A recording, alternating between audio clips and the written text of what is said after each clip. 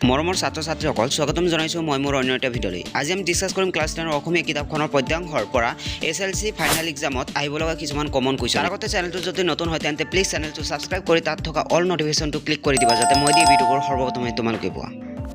Chapter 1 বৰগীত। বৰগীতত যিবোৰ question important আছে সেইবোৰ মই লিখি দিছোঁ, তোমালোকে চাই যোৱা। 1 নম্বৰ প্ৰশ্ন আছে বৰগীত কোনে ৰচনা কৰিছিল। 2 নম্বৰ প্ৰশ্ন বৰগীতটি কি ৰাগত বন্ধা আছে। 3 নম্বৰ প্ৰশ্ন মোহপাক মানে কি। 4 নম্বৰ প্ৰশ্ন বৰগীতটিৰ মূল ভাৱ লিখা। 5 নম্বৰ প্ৰশ্ন মাধৱদেৱৰ ৰচনাবোৰ কি কি। 6 নম্বৰ প্ৰশ্ন ব্যাখ্যা কৰা। কত দিয়া আছে সহজে বয়নে যাৰ নপাৱন্ত সীমা অধমে জানিব কেনে তোমাৰো মহিমা। খত দিয়া আছে তোমাৰ চৰণ দুই মোৰ মহাধন ভকত জনৰ নিজ তুমিছে জীৱন। 7 নম্বৰ প্ৰশ্ন বৰগীতৰ 4টা লক্ষণৰ বিষয়ে লিখা। 8 নম্বৰ প্ৰশ্ন ব্ৰজাৱলী ভাষাৰ বৈশিষ্ট্য উল্লেখ কৰা। চেপ্টাৰ 2 জিকিৰ। জিকিৰৰ ইম্পৰ্টেণ্ট কুৱেশ্যনবোৰ তলত দিয়া হৈছে। প্ৰথমে দিয়া আছে জিকিৰৰ ৰচক কোন। তাৰপিছত 3 নম্বৰটো চাবা জিকিৰবোৰক কিহৰ লগত তুলনা কৰিব পাৰি। 4 নম্বৰ প্ৰশ্ন জিকিৰ শব্দ কি শব্দৰ পৰা ওলাইছে। আৰু 5 নম্বৰ প্ৰশ্ন মক্কাৰ দুৱাৰত চাহাব জীৱন মাৰে তালি যেনে হালে হলৰ লগত দৰিকাৰ টপালি। উল্লেখিত কবিতাভাষীৰ অন্তৰ্নিহিত ভাৱটি বিশ্লেষণ কৰা। 6 নম্বৰ প্ৰশ্ন ব্যাখ্যা কৰা। পানী মৰে পিয়াসত অগ্নিমৰে জাৰত ক্ষুধাৰ ৰচুল লুকাই আছে মুমিনৰ আঁৰত। 7 নম্বৰ প্ৰশ্ন আজান ফকীৰ কোন শতিকাৰ কবি অনুমান কৰা হৈছে। 8 নম্বৰ প্ৰশ্ন আজান ফকীৰৰ প্ৰকৃত নাম কি। আৰু 9 নম্বৰ প্ৰশ্নত দিয়া আছে জিকিৰসমূহক অসমীয়াক কি গীতৰ লগত তুলনা কৰিব পাৰি। 10 নম্বৰ প্ৰশ্ন জিকিৰটোত উল্লেখ কৰা আদাম কোন।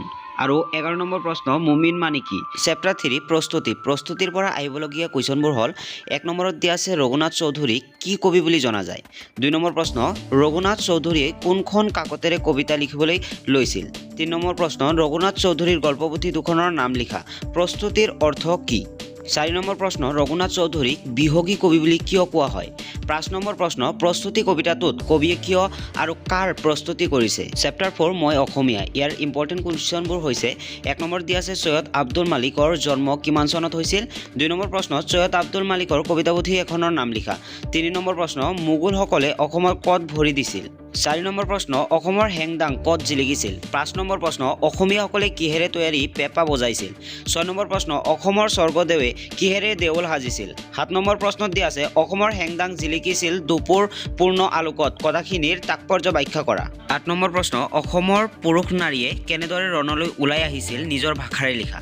9 নম্বৰ প্ৰশ্ন কত অত বল পালে অসমৰ সেনানীয়ে শুকান সান্দ আৰু পানী আজলিত কথাষাৰ তাৎপৰ্য ব্যাখ্যা কৰা। 10 নম্বৰ প্ৰশ্ন মোগলে এবাৰ পালে শকতিৰ নৱপৰিচয় দেশ প্ৰাণ মুক্তপ্ৰাণ অসমৰ স্বদেশৰ ভগতি। 11 নম্বৰ প্ৰশ্নত দিয়া আছে ব্যাগ বাক্য সহ সমাসৰ নাম লিখা যেনে স্বৰ্ণপুৰী মুক্ত গীত অনিৰুদ্ধ নিষ্কৰ্মা। চেপ্টাৰ 5 দৃশ্যান্তৰ। ইয়াৰ ইম্পৰ্টেণ্ট কুৱেশ্যনবোৰ চাই লোৱা।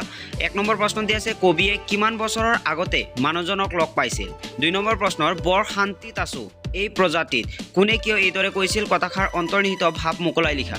3 নম্বৰ প্ৰশ্ন মানুহজনে কবিক কি বিচাৰি অহাৰ কথা সুধিছিল। গতিকে আশা কৰোঁ তোমালোকৰ পৰীক্ষা ভালে হ'ব আৰু ইয়াৰ পৰা কমন পৰিব। চ' আজিলৈ ইমানেই লগ হ'ম অন্য এটা ভিডিঅ'লৈ।